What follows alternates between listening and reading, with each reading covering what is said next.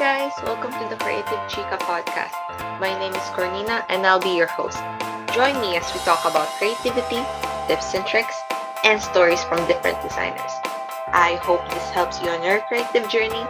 Tara, chikaan tayo. Enjoy!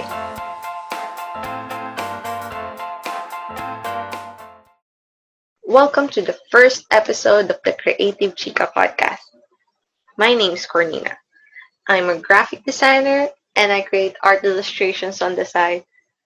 Now, I'm not a professor or a graphic design expert in the industry, but I just want to share my experience as a designer, and hopefully this can benefit you in a way and it might help you on your journey as a creative as well.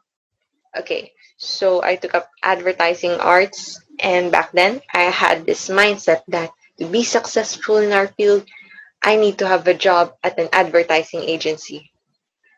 But that's not always the case, as there are other options that you can choose from besides working at an advertising agency.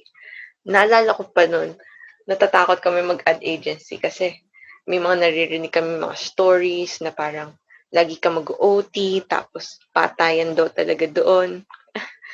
Well, I'm not trying to scare you, but those are some of the horror stories that you'll hear when you're studying advertising.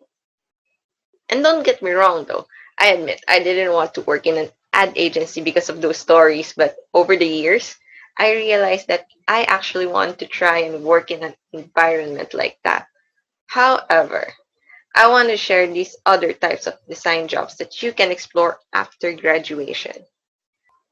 Okay, here are three of them: in an agency or studio, in-house, or freelance. Just to give you some context, I was an in-house designer for a lot of years and was able to experience being a full-time freelancer for less than a year, and I'm currently working in a design agency. So in an agency, this is not limited to advertising. This could also mean marketing, social media, and branding. I guess the main point is you'll be having an external client who will be needing your services, your design services, to promote their brands or their products. You'll be working on multiple projects and multiple clients. These can be a challenge, but don't worry because you'll be working with a team when it comes to these projects. Oh, not to mention the deadlines that sometimes you need to render overtime. Sometimes you need to stay for longer hours or even days because of certain deadlines. This is just the reality of it. However, if you're really into the design or the project that you're working on, then it's up to you if you'll make a big deal out of it. I guess choose your battles na lang. If nag-enjoy ka naman sa ginagawa mo, yung konting hours na isa-sacrifice mo to be able to finish that project, okay na din yun. Achievement mo din yun pag natapos mo yan. I mean, achievement because you work hard for it. And this can be fun if you're working with big products or big budget projects. Just consider that you'll always be working with a team, and you need to be flexible about how your team will manage this or about the client's feedback or what the client wants. Okay, in an agency, you can choose from those big agencies, which can be quite a jungle. Medyo mahirap din mag-excel sa mga big agencies because of the corporate ladder. However, there are those smaller agencies or studio na I guess mas maluwag compared dun sa mga big agencies.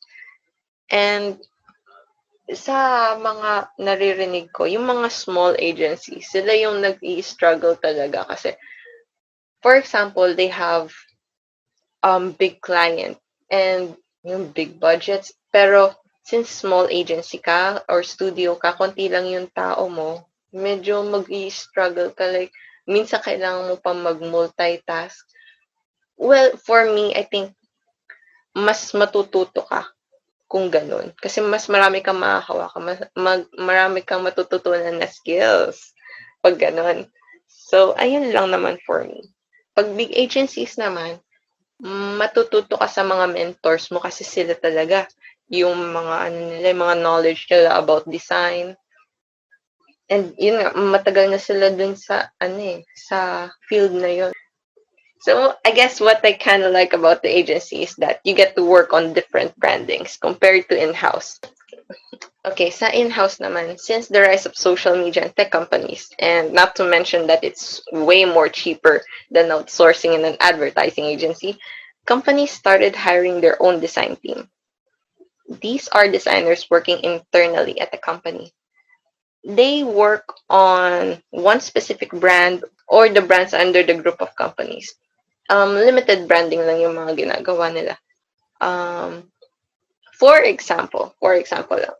So Golden ABC, under Golden ABC, you have Pen Shop, Oxygen, Regatta, and sometimes dun sa um dun sa Golden ABC, meron isang designer na pwede niyang pwede siyang gumawa sa Regatta, pwede siyang gumawa sa Pen Shop or sa Oxygen. Pero kailangan niyang sundin yung brandings ng Regatta, Oxygen, and Pen Shop na iba-iba yung brandings nila. Pero pwede, I mean, get kasi yung designer na yun, pwede umiikot lang dun sa tatlong brands na yun or yung mga brands under that company. So, ayun, pwede siya mag-explore sa mga brands na yun. Pero, yun nga, limited. Compare sa ad agency na iba-iba talagang brandings, iba-ibang companies yung may explore mo. So, I guess, some of the challenges that you'll face in being a in-house designer is that sometimes, like for me, I experienced being a designer at a bank. So, may time na ako lang yung designer doon. And sometimes you have to defend your artwork. Like, why is the color like this? Why is the design like that? It's kind of like there's science in that design that you need to apply na hindi lang siya maganda. Ano na siya? Like, yung mga hierarchy and yung mga alignment, hierarchy, margins, and dapat mukha siyang maayos. Yung ganun. So, you have to defend yourself. Like, for example, meron silang gusto ipalagay doon sa artwork na yon, pero feeling mo hindi siya okay. So, you need to defend yourself. Like, why is it not okay for this thing to be in that design? Because it would look cluttered or masyado nang sumisigaw yung artwork mo or yung layout mo. Yung ganun, you need to defend your artwork. Kasi nga, madalas, ikaw lang yung artist doon. And sometimes, hihingi ka ng feedback. Ang sasabihin lang nila, okay na yan, maganda yan. Compare sa ad agency, pag humingi ka ng feedback, pwede silang magdagdag ng mga inputs nila about that layout, kung paano pa mas mapapaganda, mas mapapaayos, mas okay tingnan in terms of design. I mean, sa in-house naman, pwede naman nilang sabihin. But, iba pa din. Like, madalas mo maririnig is sasabihin lang nila, okay, maganda na yan, okay na yan, post na natin yan, paprint na natin yan. Ganon. Well, I guess being an in-house designer, then you get to multitask. Like, hindi lang ikaw dun sa design, hindi ka lang sa layout. Baka mamaya pwede ka rin paggawan ng video or papuntahin sa mga events. Or, minsan, papagawan ka din nila ng mga admin works. Na-experience ko din yung makipag-usap sa supplier. So, okay din yun. For me, I think, okay yun na na-experience ko makipag-usap, makipag-interact sa supplier sa iba't ibang department. Yung mga nire-request nilang materials, marketing materials. So, I guess for me, okay siya. Kasi, I get to communicate with other people kung ano yung mga gusto nilang about the materials that they need.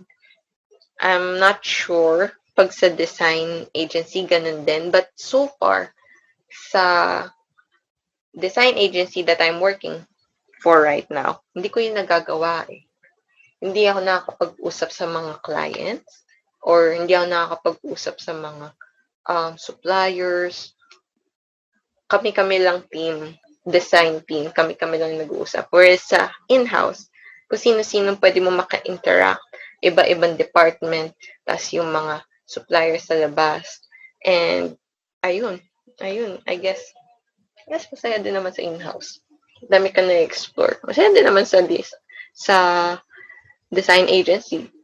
But sa in-house, you're just stuck with one branding or limited lang yung branding mo. So you need to be creative and find other ways to be able to advertise or to create designs that won't be repetitive. It needs to be dynamic. But nobody will be enticed to look at the same advertisement again and again and again. Sabi mo, yun na naman. Ito na naman. Ha? Wala nang bago. Ganito na naman. Ganito na naman tayo. Parang ganun. The last one is being a freelance. So it's kind of similar to an agency, but in this case, you're a one-man team and you are the boss of your own company.